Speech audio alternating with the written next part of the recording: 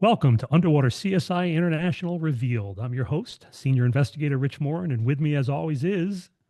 Senior Investigator Ed Myron. And also tonight, we have joining us Master Scuba Diver Trainer John Osborne. John, how you doing tonight? Feeling great tonight.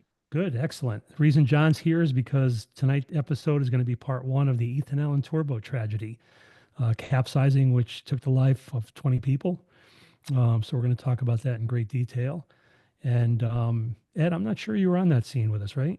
No, unfortunately, I was in another state I had another team with me doing an insurance fraud investigation. So I was gone for that entire weekend and into most of that following week.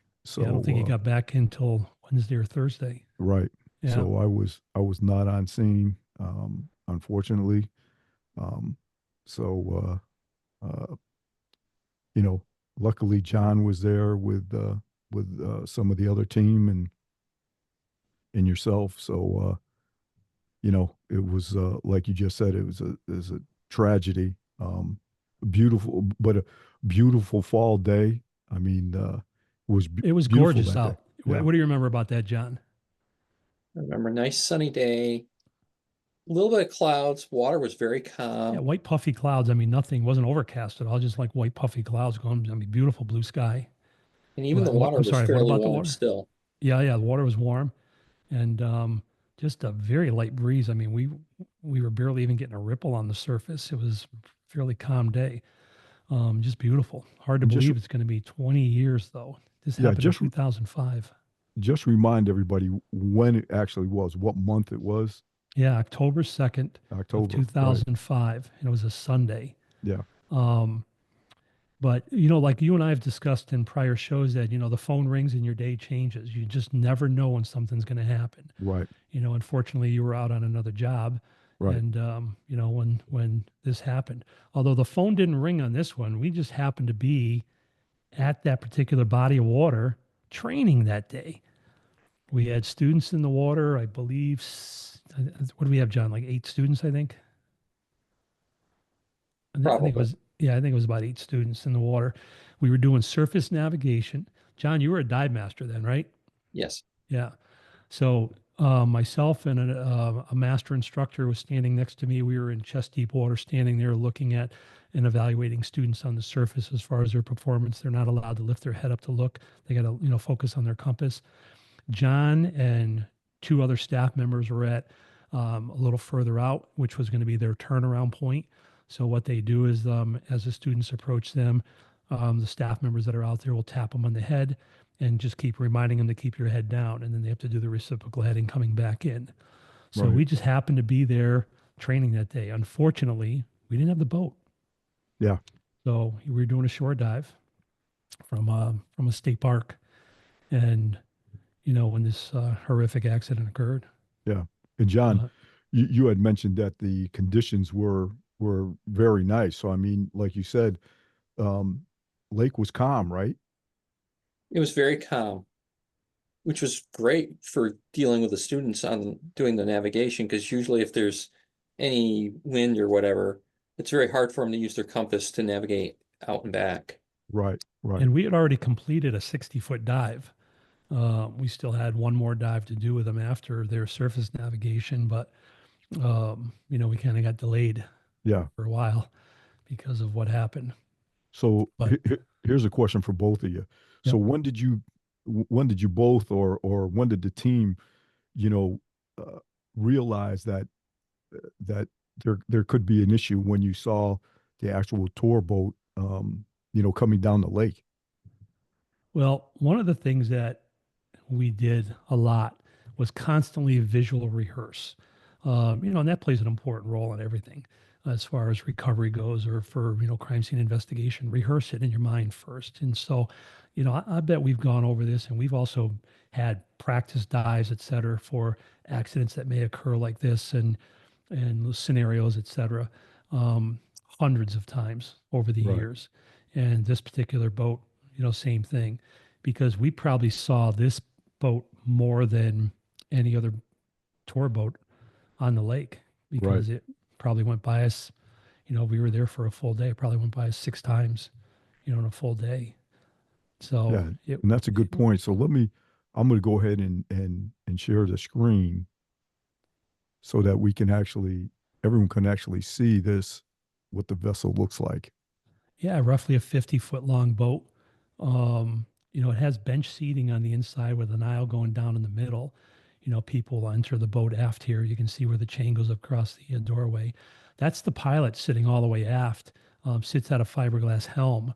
Who's got his back toward us right there with the white shirt on. That's the pilot, the operator of the vessel, right Right. there. And you can see how high it sits up out of the water. They don't have very many people on board. Looks like 4, 5, 6, 7, 8, roughly 10 people they got on board on this one, Yeah. plus the pilot. Right.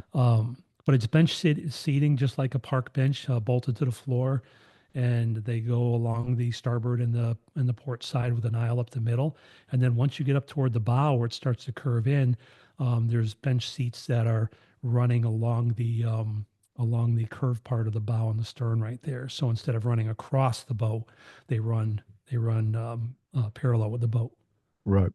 And John, um, and I know Rich and some of the other staff were out facing because they're facing out They would have been into facing out where we were facing in towards them. right, right. So did you So we notice actually didn't see the boat pass by. you didn't, right? Because of where No, you were located. Okay. Yeah, they were busy. They're focusing on students at that point, and Right. again, it, I could see like Rich was talking to the other instructor. Right. and the Ethan And Allen at had that gone point, we by us didn't so know many if it was just, times. discussing how the students were doing or if it was something else. Right. Okay. Yeah, and again, the Ethan Allen had gone by us so many times per day. It's the only thing that caught the reason it caught my attention was we had some issues, as far as this particular boat getting a little close to our dive flags on many, many, many occasions. And one of the reasons is, and I understand it, the captains on these boats, they get complacent. They run these trips over and over and over again all day long. This particular pilot, was a good pilot. He, retired law enforcement, had been working for this company for 23 years. I think he was a pilot and, master pilot for 21 years on that. So, he was with him a long time. But again, you kind of get complacent a little bit. I'm going to go full throttle and go along the shoreline, and they're, giving the talk there. And, a lot of the tour boats have the recording. They just kind of push play, and it shows all the mansions and everything else along this body of water. Right. And all the sites.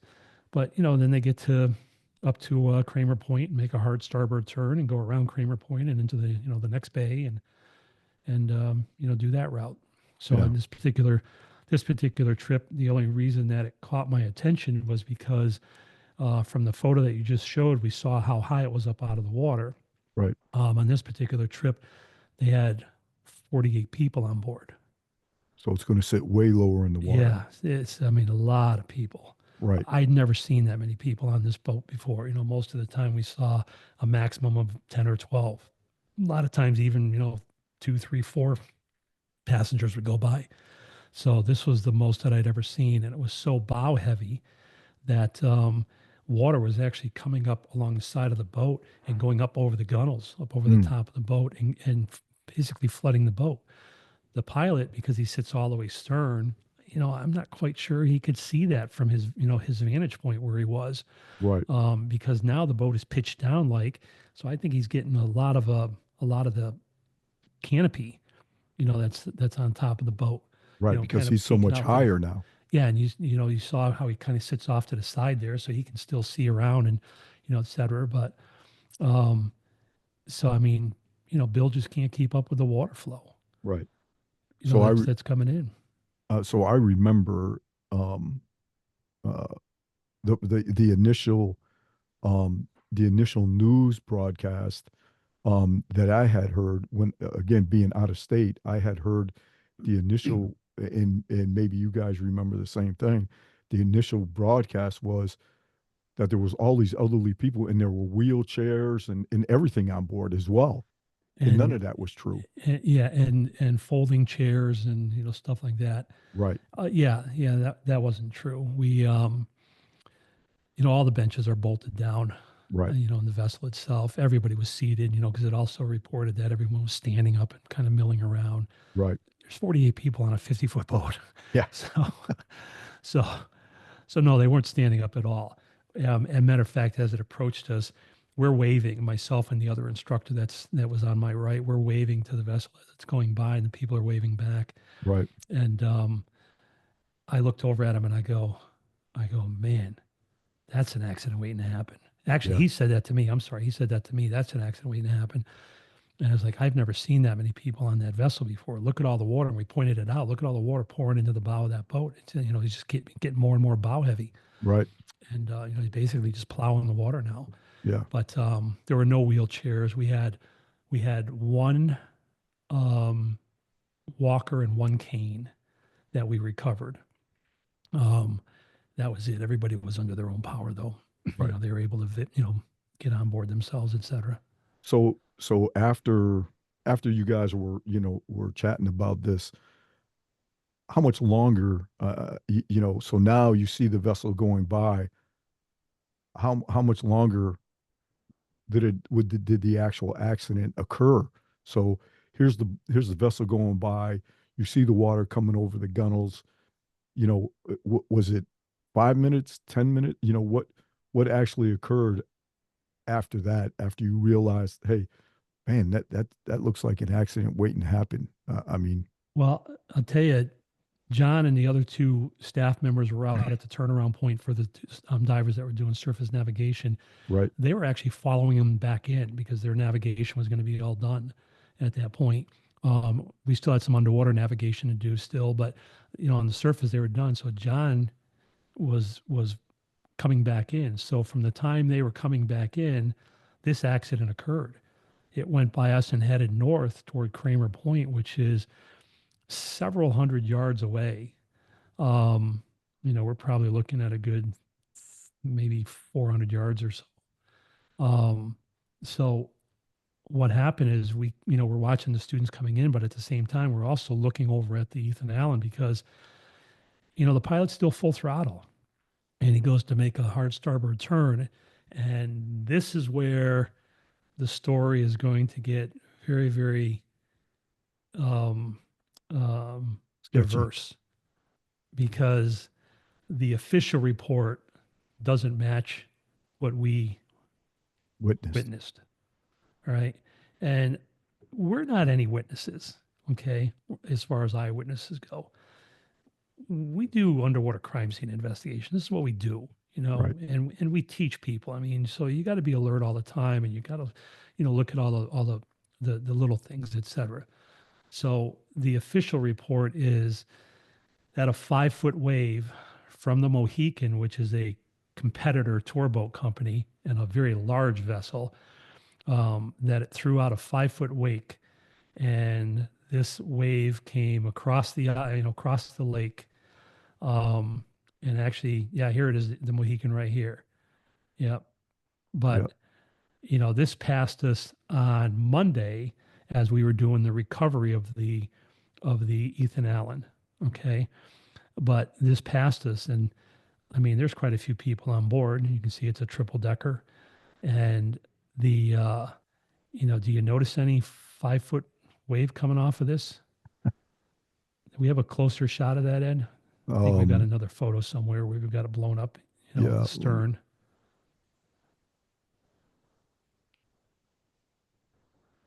So we're going to show all these photos as we progress, but and we'll talk about each and every one of them.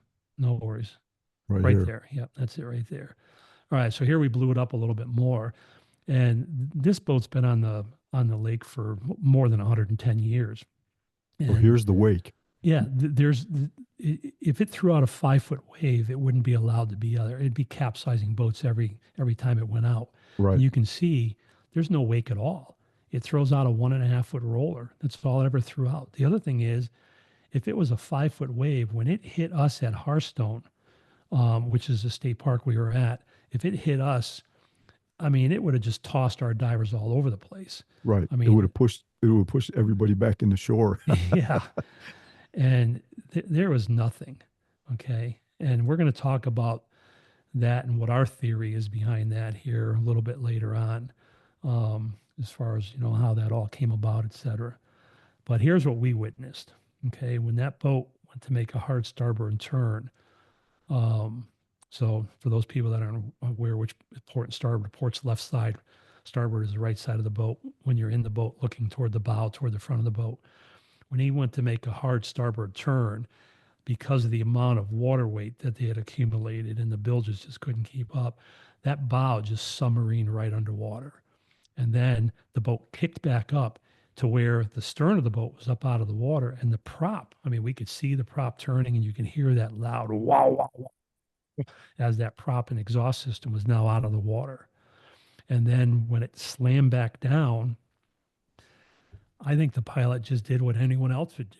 In a situation like that, you're kind of stunned a little bit. You don't believe it's happening. You just went to make a starboard turn and it kicked back up like that and panicked and went hard to the port and rolled the vessel over, not to the port side that was reported, but to the starboard side. And we have some evidence, all right, because we were also hired by the NTSB through the county, the county that it occurred in, to basically go down and do some of the underwater forensics and rigging and bringing the vessel back to the surface the following day. So I think what happened was when a lot of people saw the vessel roll over, they saw it a little bit later on. After the vessel capsized, it's upside down for a while, right? So you got the keel right there. And then what happened was it, as the bow started to sink a little bit, right? Because air was trapped in the fiberglass helm area back by the pilot. So it was keeping the stern of the boat, the back of the boat up a little bit. It was on an angle like this, right? So the bow started to sink. And then once it got low enough in the water, because the weight of the keel, it flipped the boat back over upright. And that's when it came back over to the port side, right? But it was actually upside down for a while. So John, during all this, and now you're back with Rich and some of the other instructors, and you and the other dive master were back. You saw and heard a lot of this as well, then, right? Yes. We Yeah. could actually see the boat flipped over at that point. Okay. So so now you were just saying before, Rich, that it was quite a distance away. So Correct. you're going to respond, right? Our team is going to respond no matter what, Absolutely. right? But again, we So had no boat with us and right, it was too far to swim, to surface swim. right, All that and it'd be extremely dangerous with all the boats that were heading over that way to help. right. So that was going to be a question, right, John? So there were other boats now coming into the area, right? Hmm. Yeah, there weren't a lot of boats in that immediate area at first, but Okay. once it started getting over the radio, lots of pleasure boats started to show up. Show up. Okay. We had 28 survivors on the surface, and there were six. We had six dead on the surface and 14 out of the vessel. Mm. So So that went so down with the vessel. so obviously you're not going to swim that distance.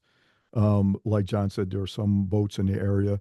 You're obviously not going to swim from that point over there. Um, so And not how have any surface protection other than a dive flag. right? So You know, how were you guys able to get to the actual scene itself? well, as soon as I saw the vessel start to roll, I started to yell out some commands, right? And you know, John and the other staff members, just kept reiterating that because I ran up and did the 911 call to let them know that the Ethan Allen had capsized. But Okay. we had 5 professional divers, all geared up, ready to respond. We just needed a ride. Right. And at that point, the dispatcher told me that we'll send a boat right over to you. We were the third call, 911 call that went in. Okay. All right, because we had to get out of the water and Sure. basically, you know what it is at that site. You got Right. to You have climb up to that hill right get up to up the to the parking area. right to get to the vehicles. Yeah. So we were the third call, and in the meantime, John and the other staff members are yelling at the students because we wanted them to break their gear down and bring all their tanks because we were getting ready to do another dive. And so everyone had full tanks. We Right. wanted them to stack them up along the shoreline, lay them down and stack them up so that we had additional air if it was needed. Okay. Okay. Now, these were students, these were actually from a university, the students that we were training. So they were not certified divers yet. They're going through an open water class, actually. Right. So, there's And no they way we actually did can. a very good job of getting out of the water. We were able to get them out of the gear, and then for them to move all that equipment down there, they did a very good job and very quickly, actually. Yeah, Oh, I mean, nobody panicked. Everybody stayed calm. Staff took over and did what they're trained to do. They just started, let's go, let's go, let's go, break that gear down. So it didn't give people really an opportunity to panic at that point. well, and So, again, it shows the professionalism of the entire staff, right? I mean, nobody panicked. Everybody was professional, and like John said, you know, everybody reacted in a pleasant way or in the right way of listening to the instructions, breaking the equipment down, and getting it lined up. Where if staff didn't act in a professional manner and were running around, oh my God, we got to get it would what do have we do? What do we do? right. That trickles down to the students, and then students are going to panic, right? So, I mean, It's it's a like Yeah, and tribute anything. to the unfortunately, staff, potentially they could get hurt too. right? Yeah. And again, it's a And, tribute and to you the resort staff, back to your training. I mean, we had practiced this, we had visualized it, we had, we'd done multiple training dives on it over the years. I mean, dozens and dozens and dozens. Again, what if? What if this happened? What if that happened? What if this boat went over? Et cetera. So we would right? do scenarios like that as training quite often. So, staff just responded as if it was, hey, we've done this before.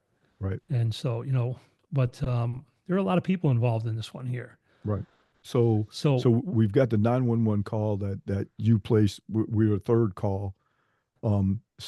John and the other staff members have the students getting the gear lined up.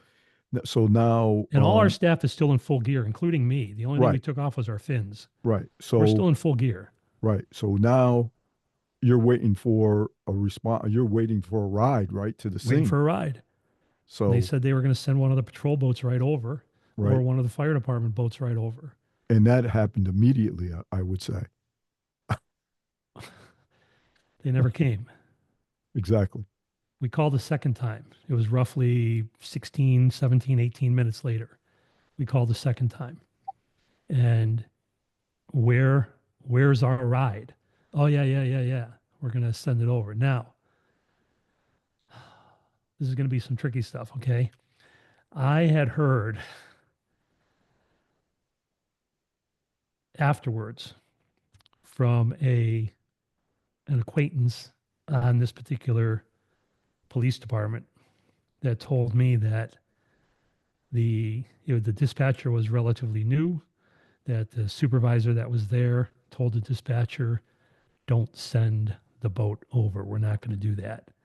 And we've talked about this in other shows. Sometimes the egos get in the way, and it's like, well, we're not going to let these guys jump in. This is going to be our big thing. Right. So the boat never came. So we ended up putting fins on our hands, like big warnings, and just trying to wave passerbys, that are heading there. Right. And unfortunately, there were also people that were just gawkers, that kind of like an accident on the side of the road. Right. There's a lot of people that don't want to get involved. They just want to get in and see what's going on. Right. But so we finally got this one pleasure boat to stop. And we told him, we said, geez, you got to get us over there. But you remember that, John? He didn't want us in his boat. So what did No. he do? We were fortunate enough to at least get some lines, and we're dragged over. He threw two stern lines out, right? One on the port, one on the starboard side. And the five of us wrapped our arms around the stern line, and he dragged us with full dive gear. Yeah. Underwater skiing. Yeah, and basically telling everybody, make sure your regulators are turned so water is flowing into your regulators and not pushing the purge buttons in. And by the time we get over there, your air's going to You be have gone. no air. Right. Because it just blew all behind you on the way over there. Right. And this guy, and again, you got to remember you're dragging five divers. You got lives on your hands and stuff. So it's not like we're going 25 miles an hour. Right. We're basically going at a trolling speed, which to us, the divers in the water, it seems like you're flying. Right. Your mask is, shaking like this, and if you turn your head sideways a little bit, it's probably going to be gone. So, Mask Right. starts pulling yeah, off a little bit. pulling off and everything else. Well, And then it's I'm it's sorry, go ahead. it's a lot of stress on your body It because sure is. you're holding on to this line. You're Yep. being dragged through the water with all your dive gear on. It's a lot of stress on your You body. got it wrapped around your arms, and you're Right. holding on. I mean, You and hold that line is tightening up. I right. mean, it's extremely painful, but you're trying to get over there. Right. So But so John, once the boat gets you over there, I mean, how far? I mean, did he bring you right into the scene, or did he just, did he say, okay, this this is far enough. We're not John, going any let me farther. We interject probably for had a a good second. 20 to 30 yards to swim. Okay. Yeah, let me interject for a second if I can, Ed. Yeah. He stopped short, like John just said, 20 to 30 yards short. I'm looking around the boat, and I'm looking. I'm going, man, we still got a ways to go. And I'm going, get us in there, get us in there. And the guy didn't want to, again, he didn't want to be involved. I mean, he Right. wanted to help us, but he didn't want to get right in there Right. because it's mass panicking right now. I mean, you got pleasure boats that are showing up now, picking up survivors that are treading. Oh, and the other thing we failed to mention was this was a senior citizen group from Michigan that Mm. was on a tour, Okay. for leaf peepers and stuff. Right. And this was Right. one of the things that they were going to do on their tour. So these were all seniors that were on this boat, Right. and some of them in their 80s. Wow. Yeah. So Yeah. it's not like we had a lot of young people on board.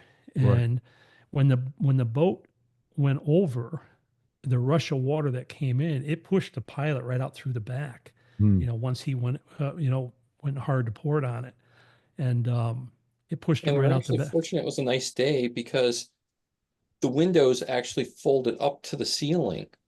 Yeah. Can you pull that first picture up again, Ed? Yep. The very first one you showed. Yep.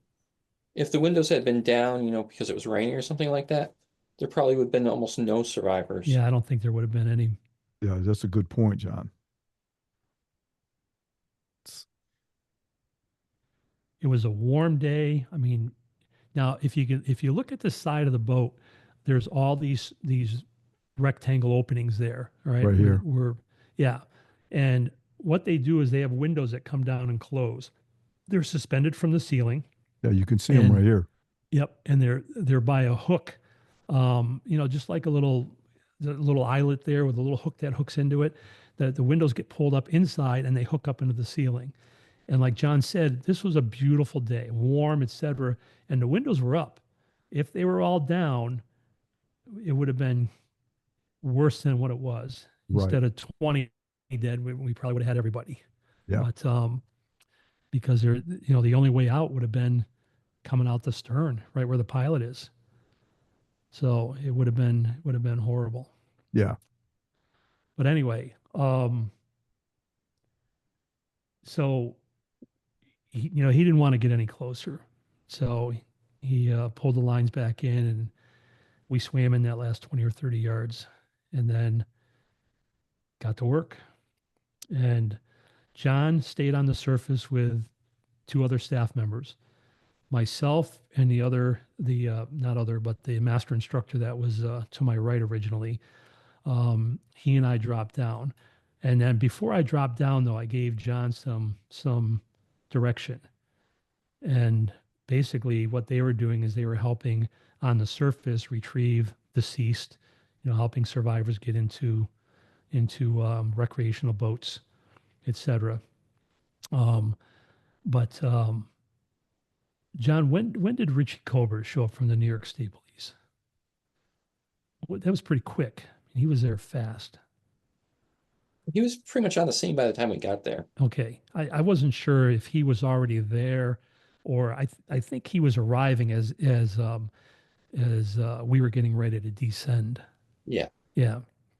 So that's why I didn't see him at first, because after the first two victims we recovered, that's when I saw him. So, but anyway, so John was working very closely with them, and I had told John at that point, I don't care who shows up, I don't care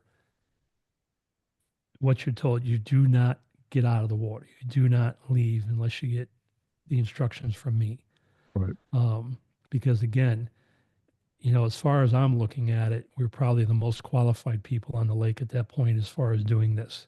Right. Um, so I wanted to make sure that, you know, maybe a volunteer fire department shows up and all of a sudden we're in charge and, they have no divers, but yet they're in charge, Yeah. Right. that type of thing. So, And um, John, okay, sorry, go ahead, Rich. no, go ahead. Go ahead. So John, um, with that being said, Rich has given you instructions. What Which was was it? good because it actually did come up.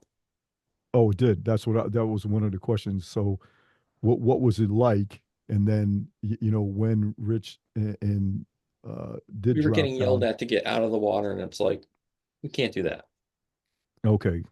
So And you this was were by being, another law enforcement agency that patrols the lake. Also, there's multiple agencies that are up there. right, There's state police, there's county sheriffs, and then there's the actual lake has their own patrols on it.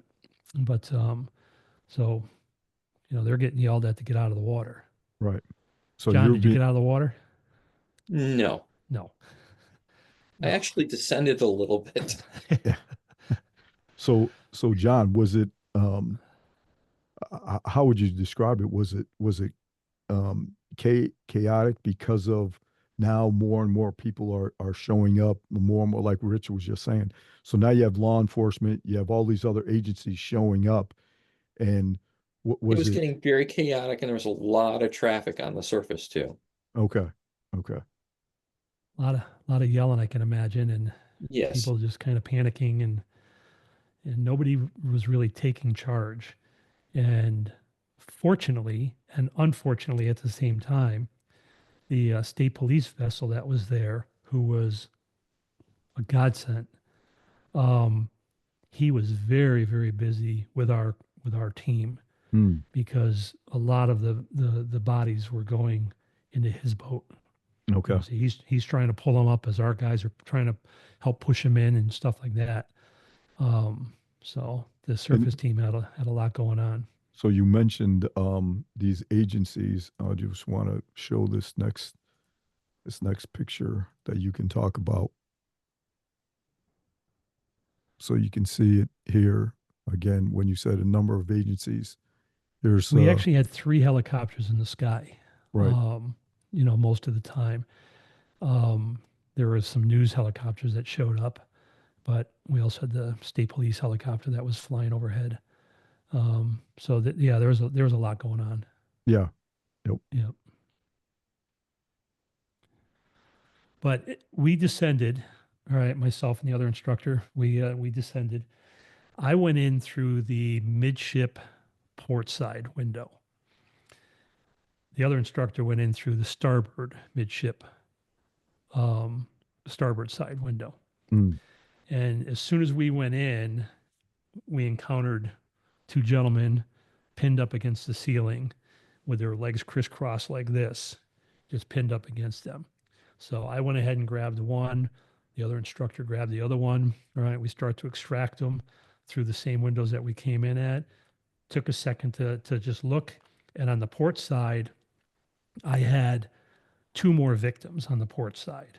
okay. Okay. I had a gentleman who was sitting on the deck itself with his back up against the seat part of the bench, all right, that was behind him, and his legs were up over the back rest of the bench in front of him. And then there was another victim in front of him that was just kind of half floating there. That was in between the next 2 benches up in front of that, up in front of his legs. And about what depth are you at right now with the vessel? Well, when it eventually, so and let me back up a minute. It didn't sink at first. Okay. It didn't go all the way to the bottom at first. Right. So what happened was once it flipped back over and the bow is heavy, the boat is continuing to sink a little bit, but the bow's going down deeper. So it's on a steep angle now. Hmm. So the depth that we were in was roughly about 20 feet, 25 feet. All right, when we went in through the windows, because the boat is really starting to angle down now. And the Right. reason that it didn't sink yet is because there's still air trapped in that fiberglass helm area, which Right. basically took up a lot of the back of the boat there. Okay.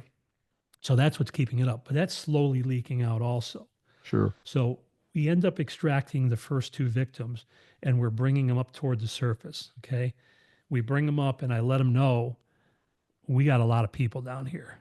Okay. Because we don't have an idea, we don't have a clue of how many. Right. We don't have a Right. count. All we Right. saw was a full boat go by. We didn't know there was 48 people on board yet. Right. All right. So they went by. Yep. And, when we looked around, I was like, whoa. And we really got a much better idea when we went in to get the next two people. Yeah. So And just real quick. So when you come to the surface, that's when you're passing the victims off to John and some of the other staff members. at first, that's what happened. And then John and one of the other surface guys really saved us a lot from having to do a lot of repetitive up and down because they started coming down to basically safety stop area, right around 20 feet or so, taking the victims from us at that point and finishing bringing them up. So they're just kind of doing short, shallow up and down, up and down. Right. Because eventually what happened was as we were extracting victims, the boat headed to the bottom. Gotcha. All right. And so I'm pretty sure that we got almost everybody out except for two before it went down to the bottom, if I'm not mistaken, John. Is that right? Or do you remember that part or no? Yeah. Yeah, I'm because it was we were working pretty quick. And when they started coming down and grabbing them from us, at first they were just coming down a little bit, grabbing the victims and bringing them up. And Yeah. then we would drop right back in again and grab, two more, et cetera. But eventually what happened was we we were inside the vessel getting ready to extract the next two victims, and I could feel the pressure change in my ears. And Yeah. I looked over at the other instructor and I said, "Man, we're going down." And Yeah. at this point, I'm praying that we're going to be 60 feet or less because we had just done a 60-foot dive prior to this, and really you want Right. to do your deepest dive first of the day and your deepest part of your dive, Right. first. So if we were a little further out, we could have been in roughly 93 feet of water. Yeah. So we ended up, heading to the bottom. And because the boat was on an angle like this, it didn't go straight down. It's kind of going like this. Right. And it actually hit the bottom at 59 feet and skidded along the bottom. Yeah. And then it didn't settle down all the way because the stern is still up a little bit. So we could actually see underneath the stern. Yeah. But we hit the bottom at that point and we continued to extract victims out of it. And so this is when we would go up to roughly the safety stop area. And then John and one of those staff members would grab onto, the victims and bring them the rest of the way to the surface and turn them over to the state police boat Right. or other vessels that were there. Yeah. So, So, I know this is part one. This may be a three-parter because we have a lot of information and evidence and photos to cover. So, this might be a good time to kind of end this part of it, and get ready for the next episode. Sounds good. Yeah, we got a lot more to talk about. Yeah, there's a lot more. Yeah. It may be a four-parter because there's so much. Just show this one stack of paperwork that you have there. Well, what I did is I put in FOIA request or FOIL, depending on which department. It's Freedom of Information Act or Freedom of Information Law, to multiple agencies. I wanted to get all of the, evidence, and I wanted to get all the reports and stuff like that. And Right. so this is stuff that I got back. I got 3 of these books right here. So I've got 3 of these, with just multiple reports in here. And then I also have a stack of papers here that I had FOIA requested. So I spent a lot of time reading through all this and, getting other people's viewpoints as Right. far as what happens, because I can talk about what we did and what we saw. But again, most of it I was underwater. I'm not sure what's going on all the time with John and all the troubles that they're having trying to get victims up into vessels, Right. who are deceased. And it was hard. It was a hard day. Yeah. Yeah. So I mean, so there's a lot to cover still. I mean, there's And I want to talk about some of the FOIA requests also on the next show. right. Yeah, because there's some stuff going on, but Yep. And Um, there's a number of pictures that we got to cover yet. So I mean, and there's a pretty big cover up yeah. that we're going to we're going to discuss. Yep. So that's going to be So coming up in the next shows. yep. All Well, right. thank you, Ed. John, you're going to be Thank you. available for the next show. Yeah, good. Oh, yeah. All right, All right. excellent. Well, appreciate you, John. Thanks for coming on. You know, uh, go ahead with the closure, Rich, as you always do with the Well, show. thank you, everybody. We appreciate you tuning in. Reese at MaxFit, just wanted to shout out to you and say hi. One of our new listeners. But anyway, we appreciate everybody listening. And I'm Senior Investigator Rich Morin, and with me, as always, is. I'm Senior Investigator Ed Myron. And also, we have with us Master Scuba Diver Trainer John Osborne. And we appreciate, John, you taking your time to give us your viewpoint on this also. All right. Well, thank you, everybody. And Yep. we'll. Look forward to seeing you guys on the next show. Sounds good. All right. Take care, John. Have a good day.